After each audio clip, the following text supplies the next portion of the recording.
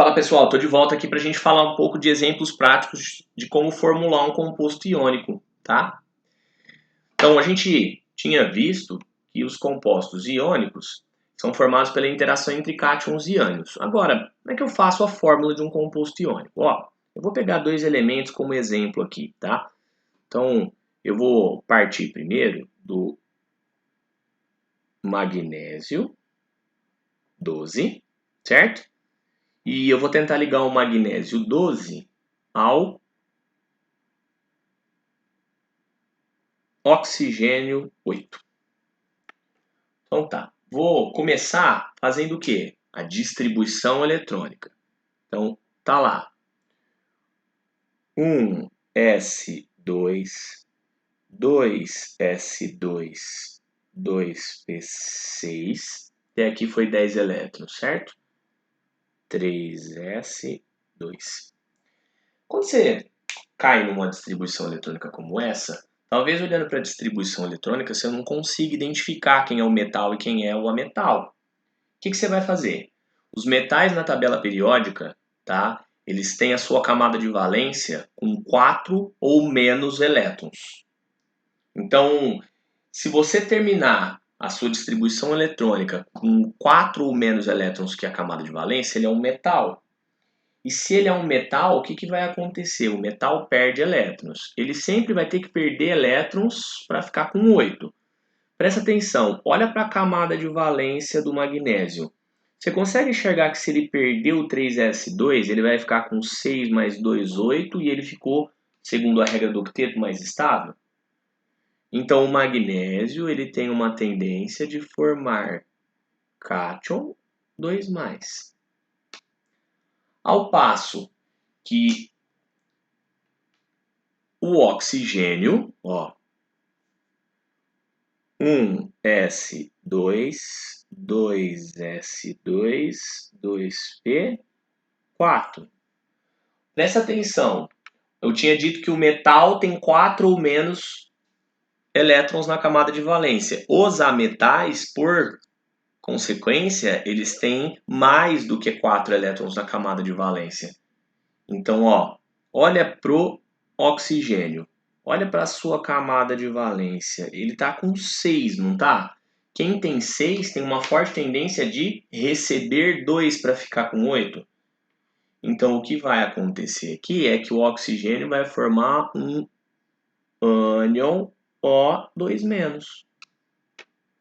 Como é que eu faço a fórmula desse composto? Lembra lá, ó.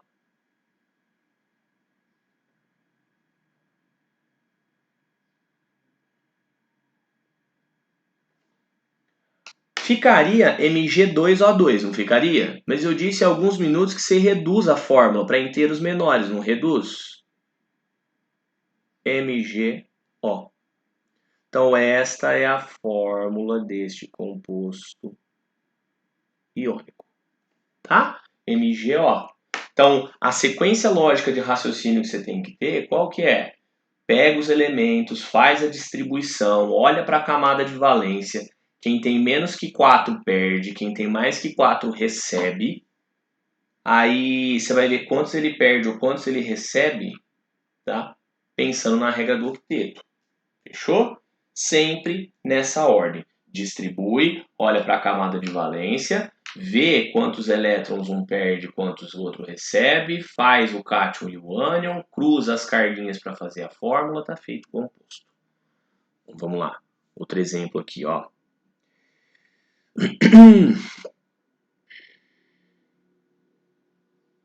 Cálcio 20, certo? Vou ligar o cálcio no bromo 35. O que vai acontecer? Mesma coisa, ó. Faço minha distribuição eletrônica primeiro. 1s2, 2s2, 2p6, 3s2, 3p6, 4s2. Quem tá com a camada de valência desse jeito, ó, olha para a camada de valência do cálcio. Tá com 2, não tá? dois elétrons aqui. Quem tem 2 perde. Quando ele perde os dois, ó, 6 mais 2, 8. A regra do octeto ficou estável, não ficou?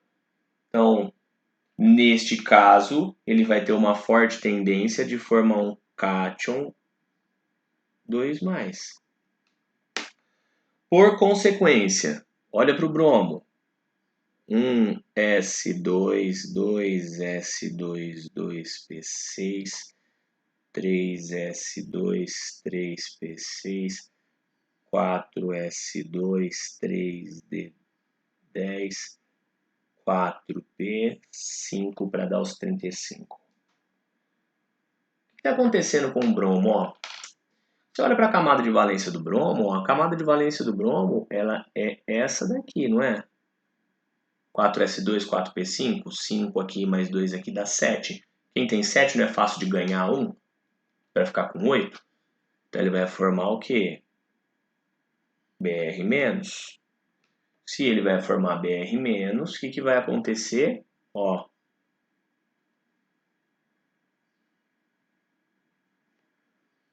como é que vai ficar a fórmula então? CaBr2. Então, quando eu estou fazendo, cruzando a carguinha desse jeito, tá? Você está garantindo que a quantidade de elétrons perdidos seja igual à quantidade de elétrons recebidos. Então, de novo, olha para a sequência lógica de raciocínio. Foi igualzinha às que a gente fez para o anterior. Distribui, olha para a camada de valência, menos que 4 perde, mais que 4 recebe, sempre para ficar com 8. Aí faz a estrutura, a fórmula do cátion e do ânion, cruza para fazer a fórmula do composto iônico. Lembrando que o cátion vai sempre à esquerda e que o ânion vai sempre à direita. Fechou? Não posso trocar essa ordem. Beleza? Então, isso é a formulação de um composto iônico, tá? Dá, inclusive, para a gente fazer um pouco mais de fórmula. Eu vou fazer mais um exemplozinho aqui, ó. Eu vou ligar o alumínio, 13, e o enxofre, 16. Depois disso, já está craque desses dois exemplos, né? Então, 1s2, 2s2, 2p6, 3s2, 3p1. Concorda?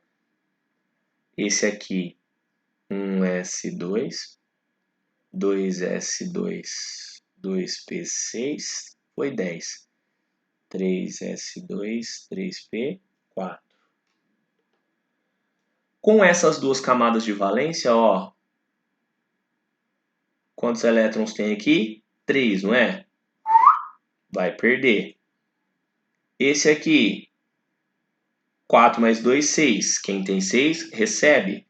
Recebe quantos? 2 para ficar com 8, não é? Então, como é que vai ficar? Esse aqui, quando eu perder 3, vira um cátion 3+. Esse, quando tá com 6, ganhar 8, vai virar um ânion 2-. Ó.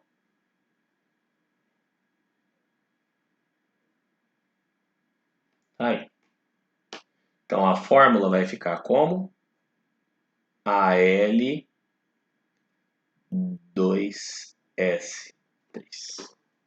Fechou? Então, tá aí. Formulação de compostos iônicos tá feita. E aí a gente fala um pouco agora, para terminar, sobre as propriedades gerais desses compostos iônicos. Qual que é a característica dessas substâncias? O que eles têm, tá, de diferente? Então, a gente vai falar um pouco sobre propriedades gerais.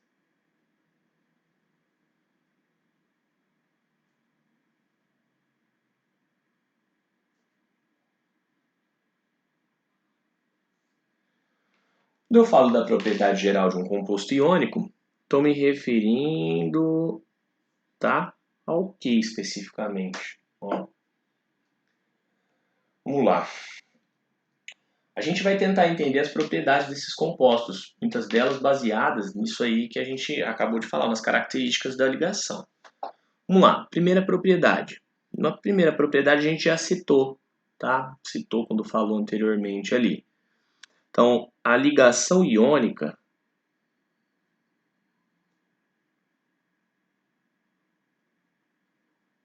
ela sempre é uma ligação muito forte.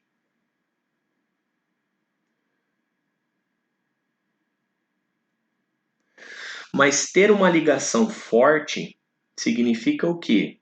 Que o cátion está muito atraído pelo ânion, certo? Então, se a ligação iônica é forte, o cátion está muito atraído pelo ânion, o que acontece? Eles estão muito presos. Isso gera um aumento no ponto de fusão e ponto de ebulição. Então, como o cátion está muito preso ao ânion, eu preciso fornecer muita energia para ele fundir, que é passar de sólido para líquido, ou sofrer ebulição, que é passar de líquido para gasoso. Segunda característica, ela é decorrência direta da primeira. Por quê? Se o ponto de fusão e o ponto de ebulição é alto, eles são sólidos a 25 graus Celsius e 1 atm. Todos tendem a ser sólidos nessas condições. Ok? Por quê? Porque o ponto de fusão e de ebulição é alto. Então, não tem exceção a isso. Todo composto iônico é sempre um sólido. Agora, esse sólido ele tem algumas características. Quais que são essas características dos sólidos? Ó, vamos tentar imaginar o que acontece. Num sólido, tá? Iônico, no caso, você vai ter a interação aqui, ó, entre um cátion, certo? Este cátion, ele vai se aproximar de um ânion, porque cargas de sinais opostos se atraem. Aí este ânion se aproxima de outro cátion, que por consequência vai se aproximar de outro ânion. E aí você vai ter esse aqui se aproximando de outro cátion. E o que vai acontecer? Ó? Você vai ter o cátion se aproximando do ânion. E todos esses átomos, essas espécies, elas vão assumindo posições no espaço que aumentem a interação entre as cargas de sinais opostos e que diminua a repulsão entre as cargas de mesmo sinal, ok? Essa interação, esse tipo de sólido, tá? É um sólido muito organizado. Então, esse sólido é um sólido organizado. Esse sólido organizado, não vai caber aqui, a gente chama de cristalino. Qual que é a característica de um sólido cristalino, então? Ele é um sólido bem organizado. Esse sólido iônico ele é um arranjo organizado de cátions e ânions que assumem posição ou posições que aumentem a repulsão e diminuam aumentem as atrações e diminuam as repulsões. Todo sólido iônico é cristalino? Sim. Todo sólido cristalino necessariamente é iônico? Não. O grafite e o diamante são cristalinos, mas eles não são iônicos. Como é que eu identifico um sólido cristalino? Em geral, um sólido cristalino tem faces brancas, faces brancas não, faces planas. Ele tem formas geométricas comuns, recorrentes, então são cubos, são hexágonos, são pirâmides, tá? São formas geométricas recorrentes. Os sólidos iônicos, tá? Muitos deles têm uma outra característica que é bem peculiar, eles são quebradiços, arenosos assim, tá? Então, característica desses sólidos aqui. Terceira propriedade. Então, ligação iônica é forte, ponto de fusão e ebulição elevado, são sólidos cristalinos. Terceira característica dessas substâncias. Eles conduzem corrente elétrica? Então, eles conduzem corrente elétrica em determinadas situações. Então, ó, conduzem corrente elétrica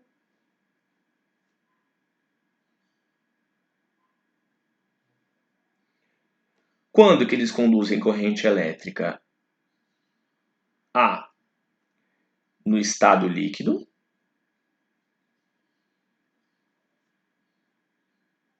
Por que no estado líquido conduz?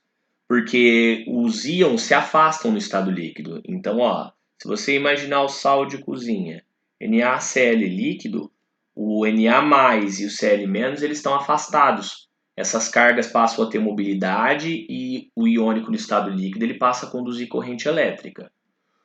Ou em solução aquosa.